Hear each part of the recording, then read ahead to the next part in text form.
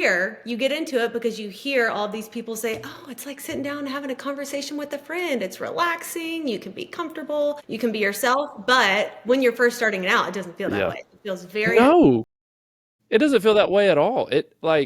So my last, did you know Eddie Briery? no, Okay. He's a little older than us. really familiar.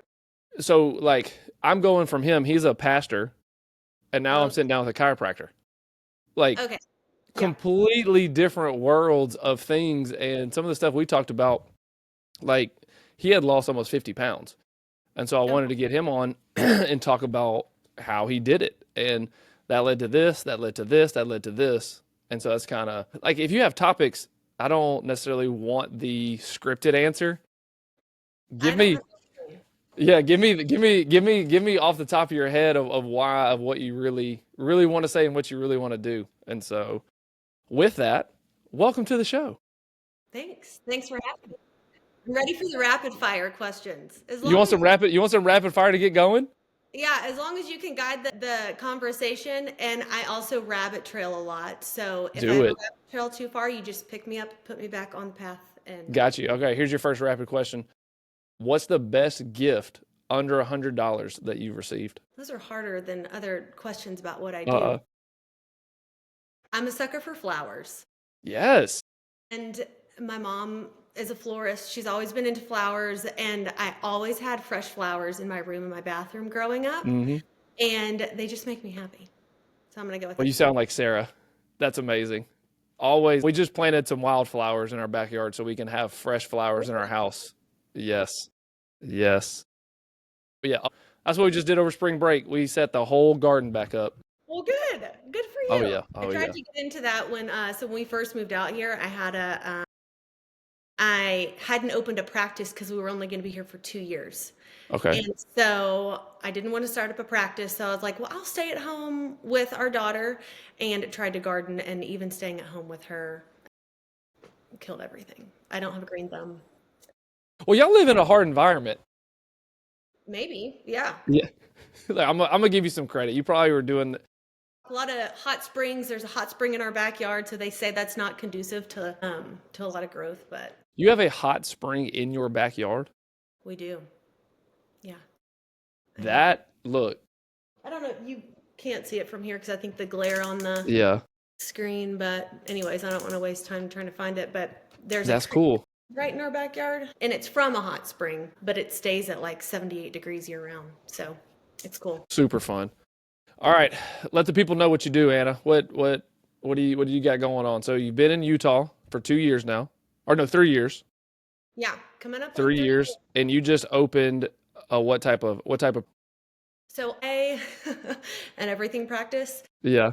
So I started out in sports and then just gradually kind of geared toward prenatal and pediatric chiropractic, and was doing mostly prenatal pediatric back in Dallas. And then moving back out here, everyone's super active and there's a lot of sports out here. And so when I opened up my practice, I kind of went back to the sports route. And then now I am the only female chiropractor in Park City and surrounding.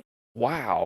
That's excluding Salt Lake and that side of the Yeah. valley. On this side of our mountain range, I am the only female chiropractor. And so that is certified in prenatal and pediatric work. And so, anyways, right now I'm sitting at about 50-50. I know eventually I'm going to have to choose one or the other, Yeah. but I love both of them, so. Look, when we first had Roman, our firstborn, she went 4 months without sleeping. The longest she would sleep is 3 hours for 4 months. And we were like, okay, something's got to change. We got to go do something. So we went to a local chiropractor where we are in Shreveport. As soon as she got adjusted, now, Anna, I can't tell you what happened or like what she was adjusted, I think in her cervical spine. So Or if it was for sleep, yeah. sleep, yeah, ear, something, I don't know. Anyways, she got adjusted that day. Right after that, she got in the car. She slept for 4.5 hours. We were like, what in the world? And so ever since that day, all three of our kids stay in chiropractic care That's and so cool. they get their, we call them annuals. And so they go in maybe once or twice a year Yeah. if nothing else is going on, and they get seen, they get adjusted. And so with that, how important is it for kids to come into the chiropractor? Well, coming from a chiropractor, it's essential. For sure. So I would agree with you, and I'm not one.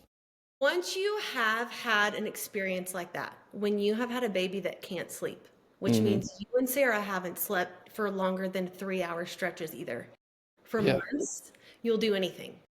And from then on, you're like, this is essential. I'm not chancing it. And like you mentioned, I don't know what happened, but my daughter slept and that's all I care about, which is what people have thought about chiropractic forever because there hasn't been a lot of research until recently with it. So Hmm. it's like you go to the chiropractor and all these weird things happen. Like sometimes you sleep better, sometimes you don't. Sometimes it gets rid of migraine, sometimes it gives you a headache. Like there's all these different things with it. But now that there's been more research coming out, we actually know what we're doing. And I would say it's essential. So with all of my prenatal work, I always check out baby complimentary after birth, and you can bring them in as early as possible. I actually prefer to see them within the first 2 weeks of life before they start building on top of a Yeah. poor foundation, if there is a poor foundation.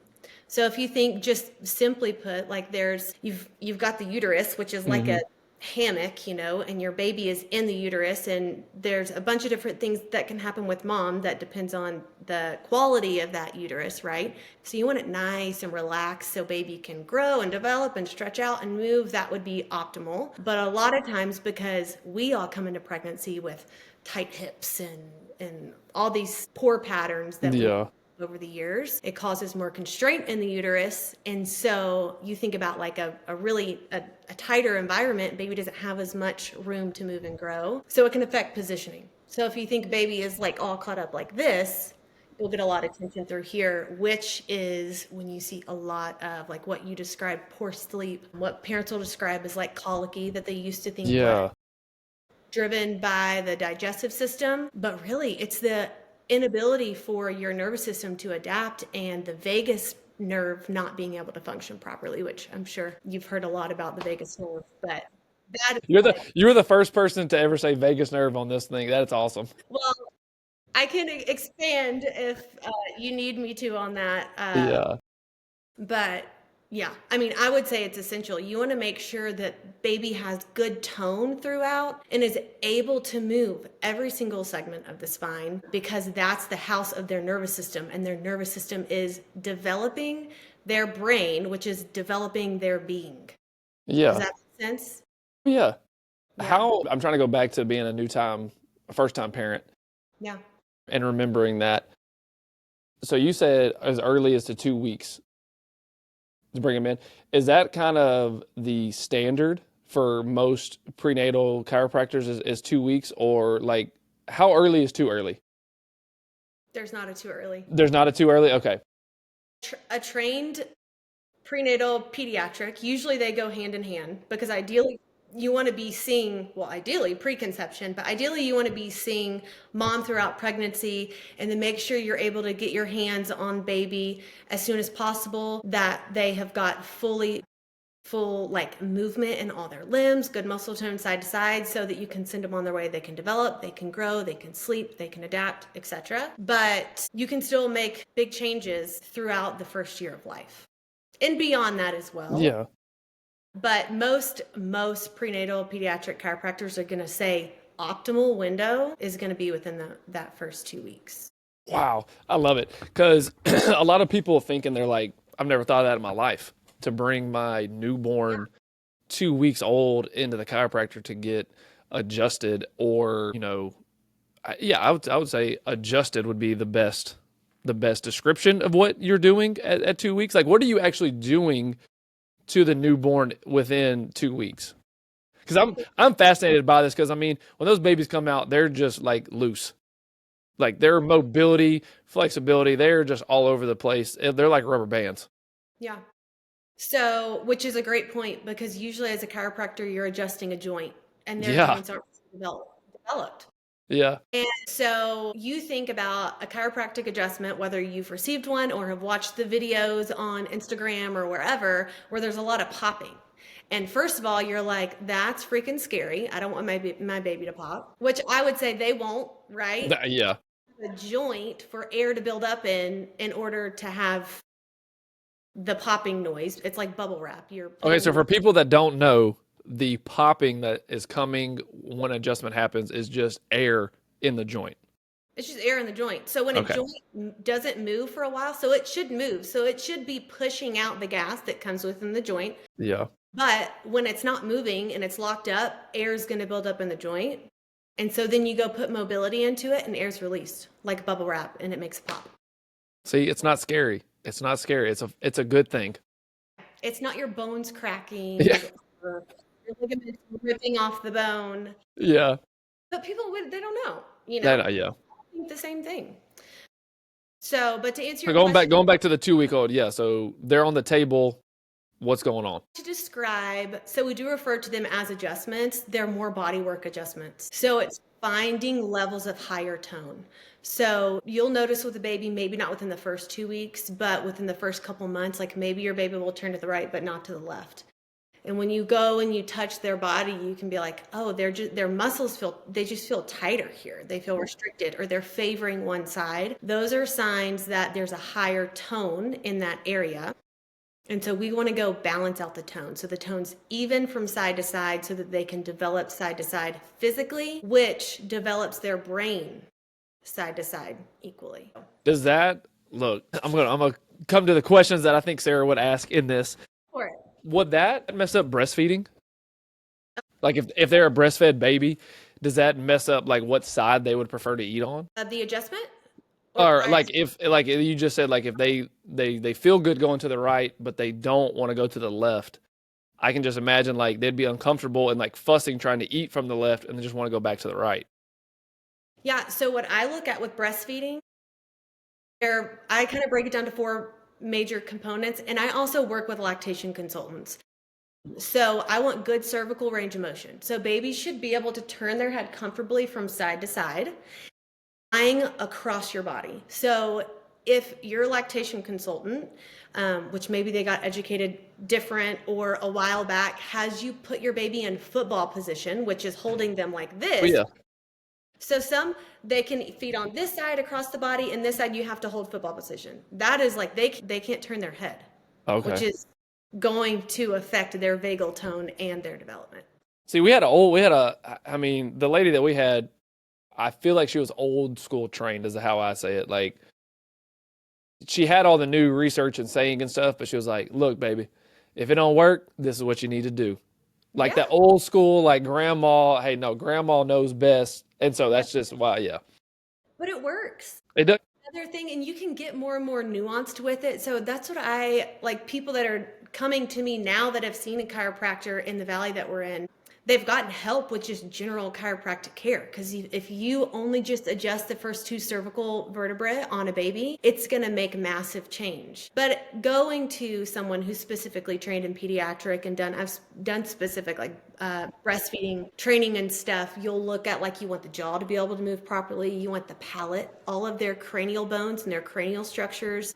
They're all mobile. They're not stuck in certain position, and they're coming out of that birth canal. They should be able to move and they should be pliable. That's going to affect the palate height, or if it's flatter, that's going to affect their ability to feed. So yeah, and there are other components, but That is fascinating. We Yes. help with that a lot. Yeah. God, that's fascinating. Yeah, it's pretty.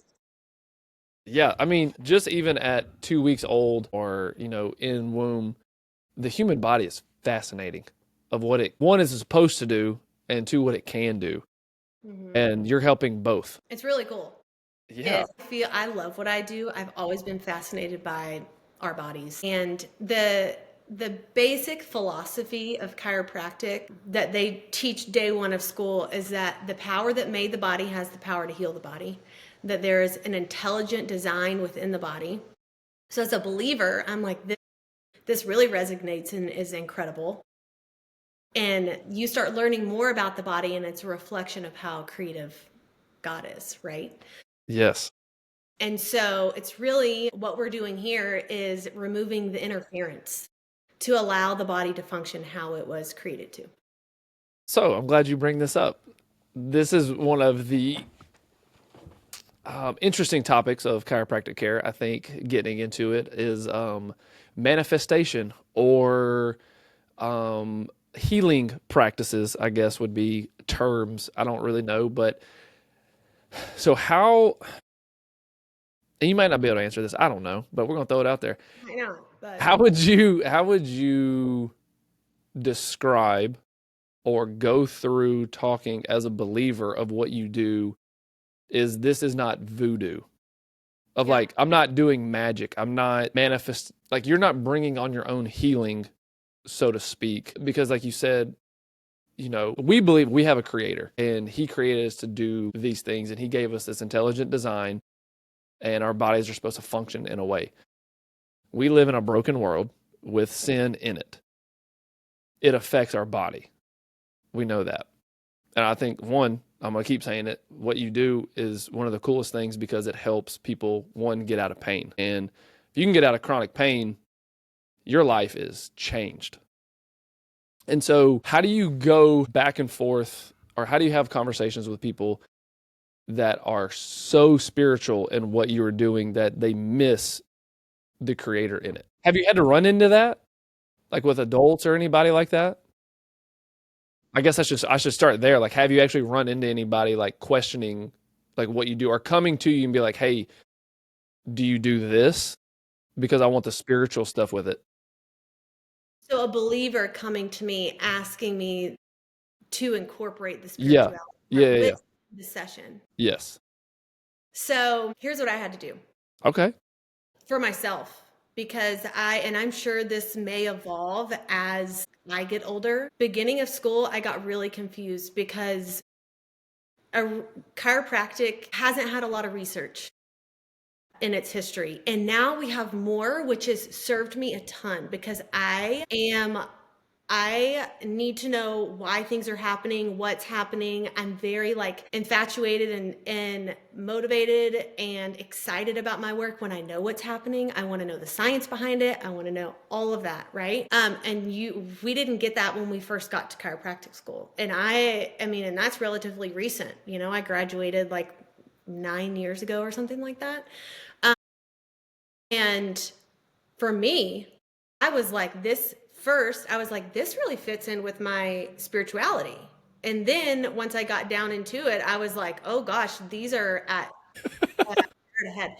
And I think that's because a lot of the people that I was learning from aren't believers, right? And so but they believe in a higher power, right? And so they'll use it sounds the same at the beginning, and it's like, oh, we're saying the same thing. They just don't believe in the same God, but they don't know that they're talking about my God, you know? Gotcha. Okay. And then there are things that come up where I'm like, this is kind of hairy. So I completely, once I started learning more, so I started taking these courses on functional neurology to learn about like what are we actually doing, because you'll hear a lot of chiropractors say we're a doctor of the nervous system. And so I'm like, okay, what is that? Just because you're influencing the nervous system, everything influences the nervous system. You smile at someone, if you sit there and smile yourself, there's research that if you do it for more than 8 seconds that you will release hormones and become happier, right? So um, anyways, but so I went down the neurology because I was like, I want to know the science of what I'm doing. And I was really into anatomy and physiology, and just intrigued by all of that. So I wanted to know what was actually happening. And I separated the two. So it's interesting you ask this because in Dallas, they're across the street. So I opened up my first practice in Dallas and was open for about a year and a half before we moved out here. Okay.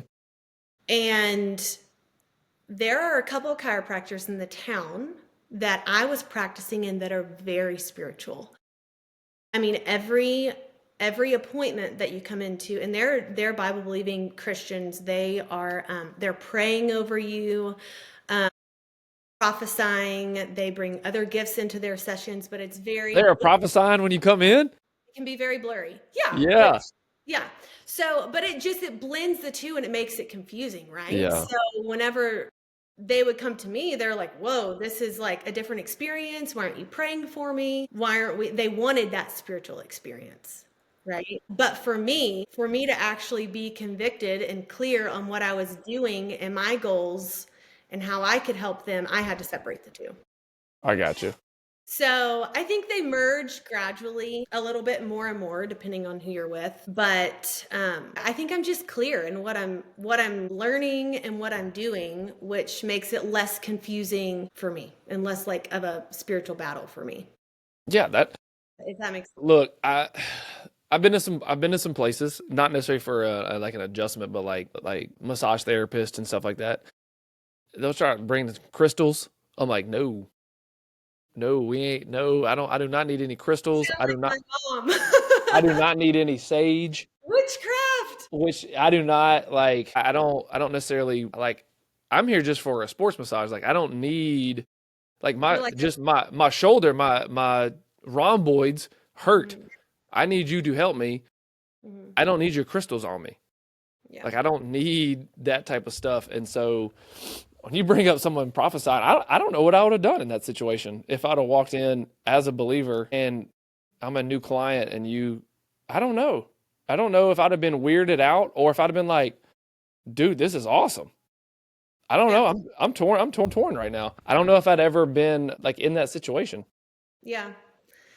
And so have you seem like you like science, right? Oh, I love it. Okay, I Get figured. that's one of my, and I tell Sarah all the time. I'm a thinker, and Yeah. so I get caught in those rabbit holes, and it's hard for me to come back out sometimes. Of like, oh, that's not really what I believe. I can't go down that route.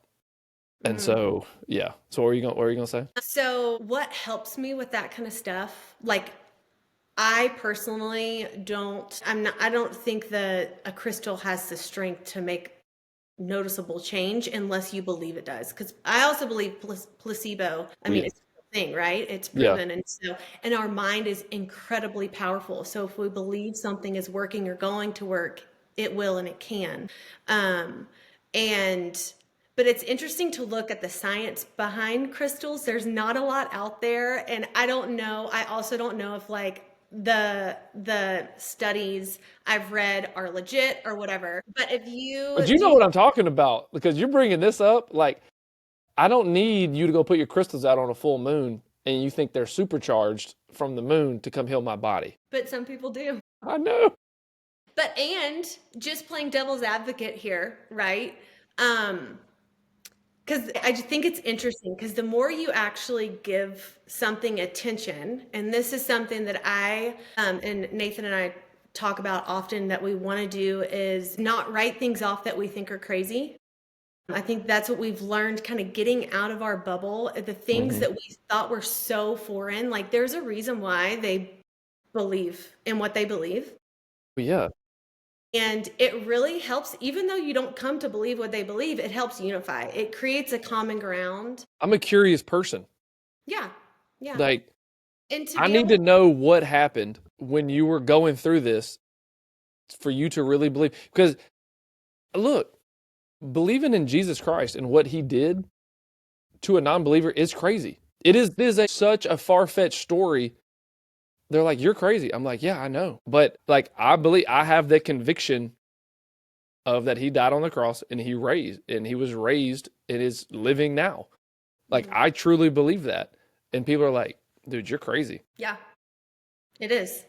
Which is why I think, and to even be able to bridge the gap of Yeah. conversations, like we have to be able to at least be open to speak the same language as someone or be willing to learn their language. Because if we're not, we stay on these two sides of the fence. And then even though you're not going to believe what one another believe, it helps unify you.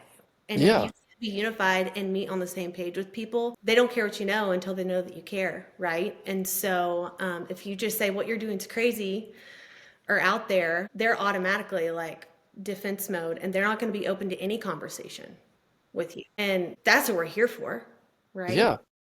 Is I to like, be yeah, I want to learn. I want one, like I said, I'm a curious person. Like Ted Lasso, love. Did you ever watch that show? Yeah. Oh, I wish more people were curious in a good way, not in a way to hold something over you because they're gaining information. yeah.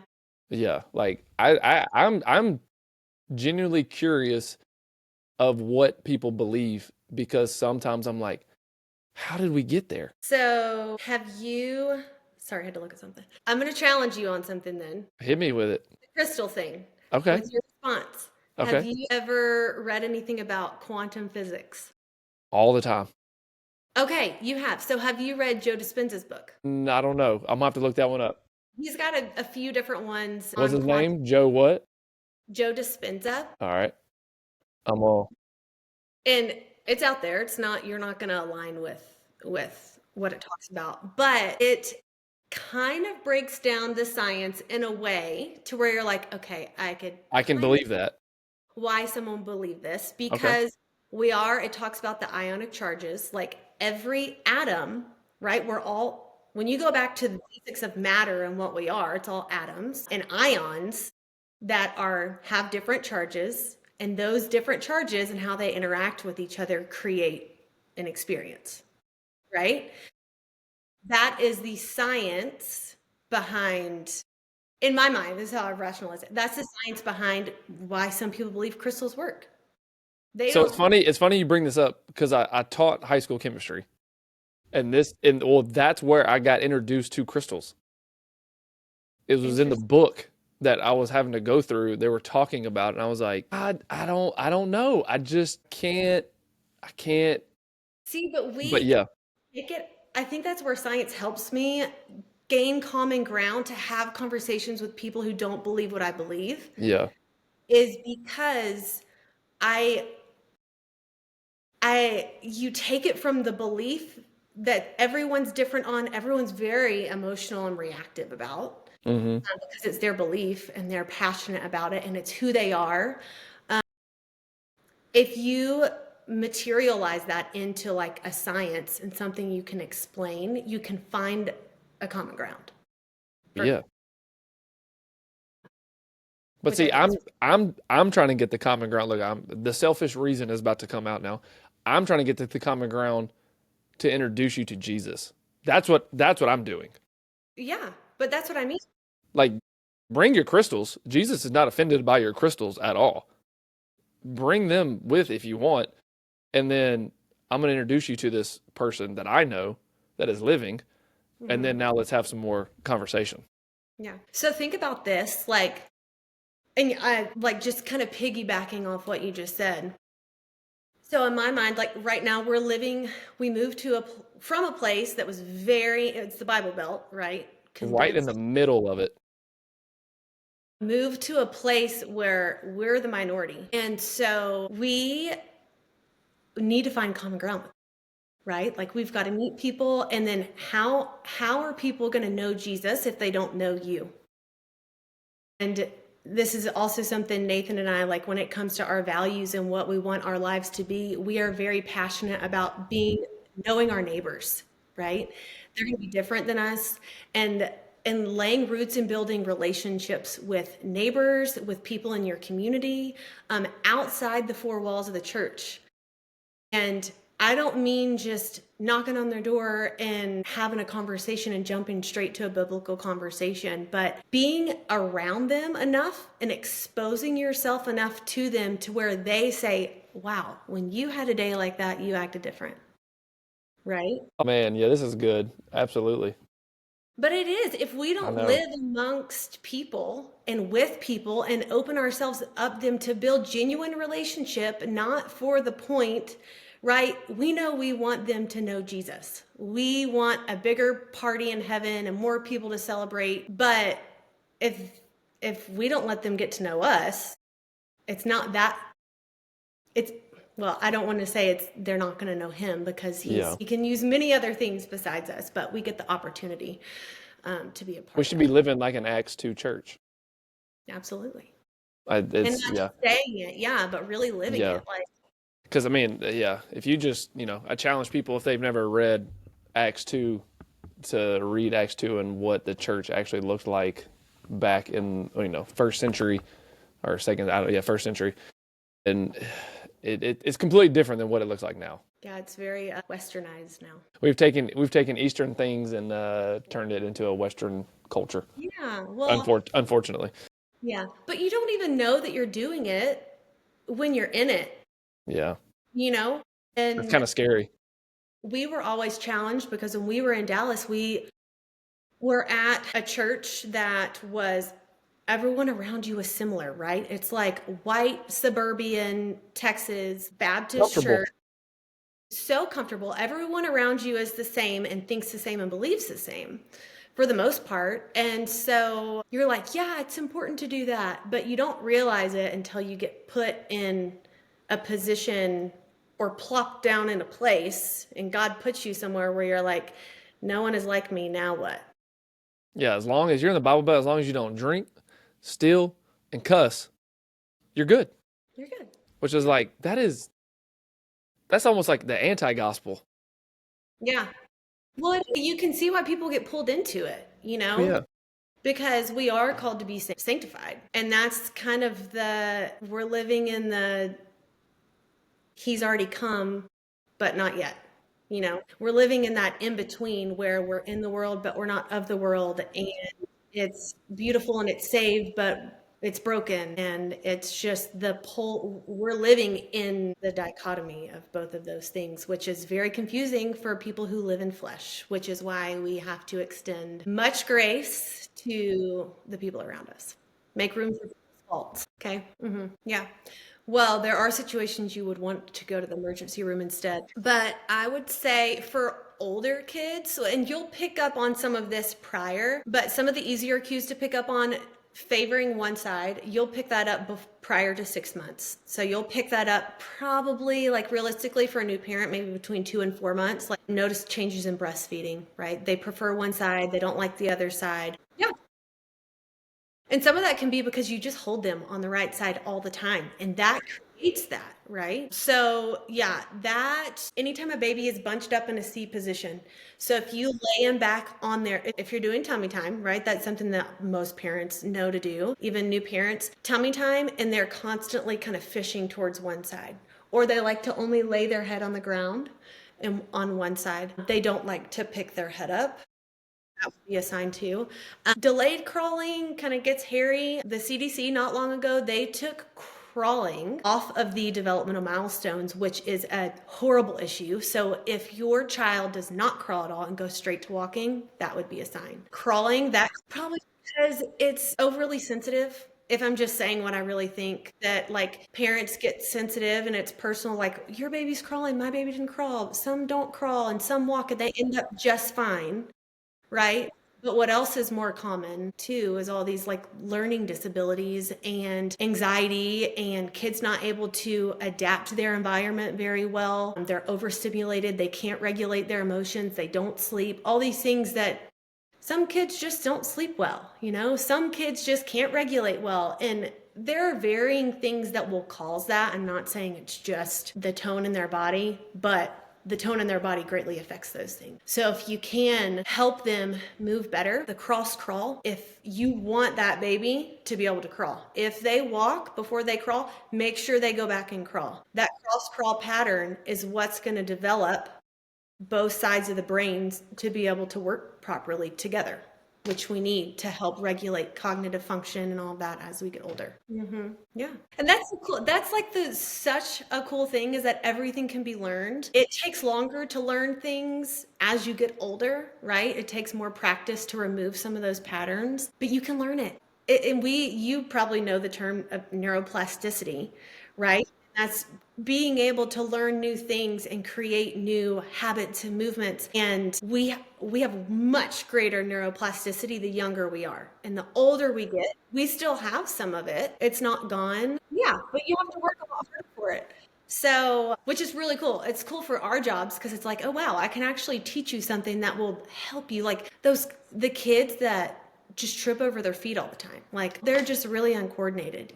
I bet you maybe they did crawl, but either they didn't crawl or if you tried to get them down to do like a dead bug, that it would be the next layer, which you probably already know this now, if you take their vision out of it. So if you have them, you said you were working on crawling, so y'all are practicing crawling, then you take the visual out of it, have them close their eyes and do a dead bug. And they may think they're doing opposite leg, opposite arm, and same one.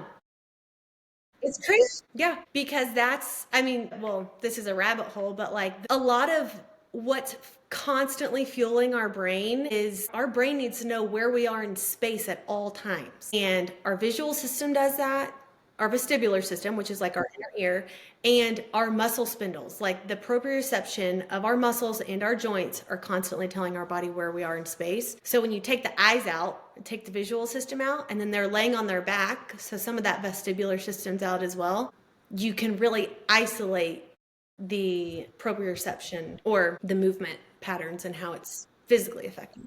It's humbling, but yeah, protein, all humans, for all humans. And yeah, protein and real food. I might take a little bit of a different approach on this. I know it's difficult. I know that there are picky eaters, which I also, that's another thing. If you have a picky eater or chronic ear infections, send them to a chiropractor. They, one, teach them. Like, kids are smart. And we, like, even when my daughter was like 2 and 3, like, she doesn't know what protein is, but I'm talking to her about it, you know, and I'm not trying to drill all of these things into her. Like, I am loose as well. Like, we're not super strict, but there are certain hills that I will die on because I want to do my best, right? Like, and I know balance is part of that, right? But the more that I can limit the food dyes, and then the more that I can introduce real food, I know it's giving her a better foundation to work with later on in life.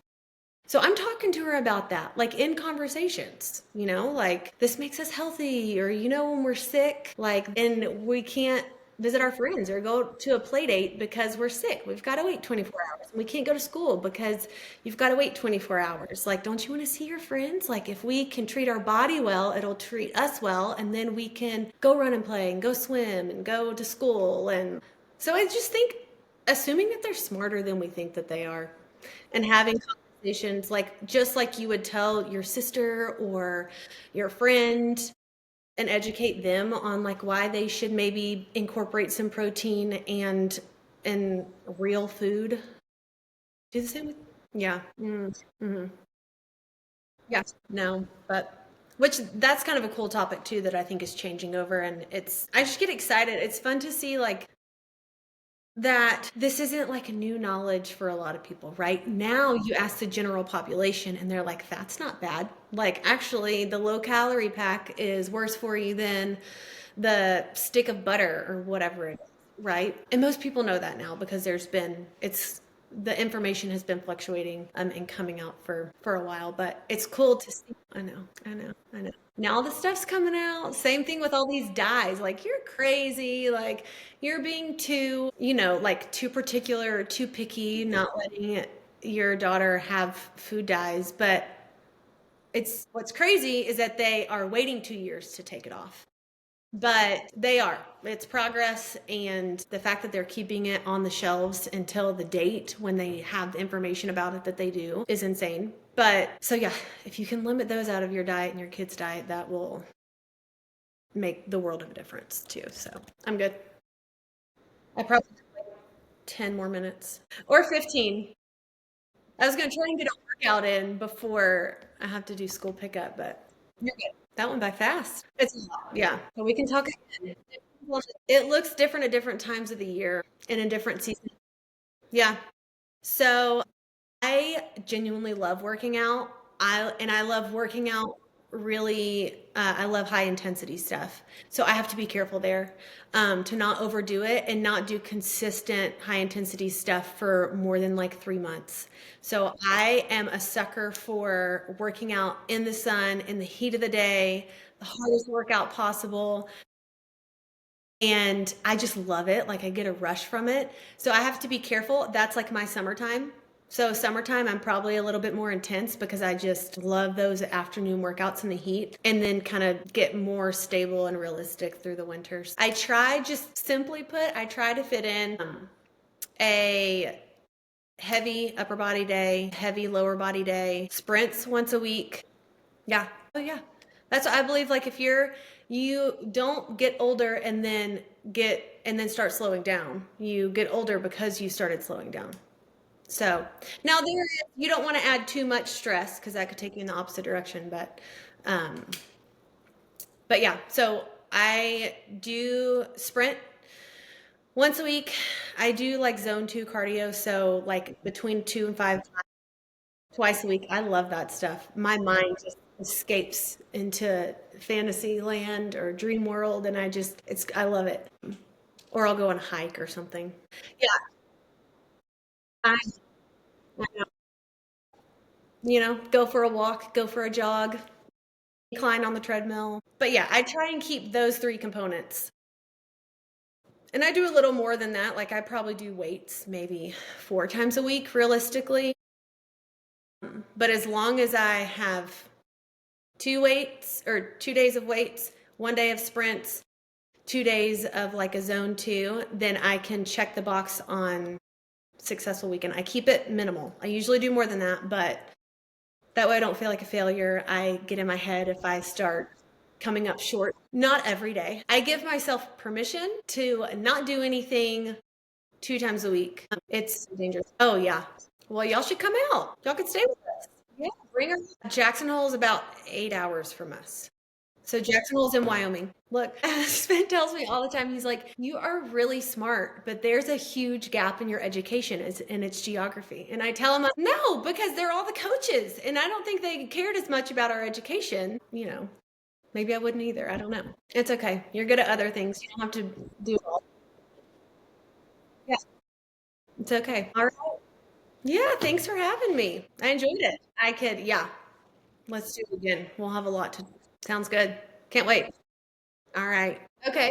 I'm gonna be honest. My stuff from Instagram goes on to Facebook, like the sponsor link. I'm not tech savvy. I'm trying to learn. Um, but yeah, but I don't check Facebook. So you could see some of the stuff that I'm doing on Facebook, but if I don't respond, like if you need to contact me, do it through Instagram. Midway Chiro. So Midway and then Chiro, short for chiropractor, on Instagram, and you can contact me there. My website's there. Some cool videos, or maybe not so cool. But yeah, that's where you can find me. All right. See you, Cody.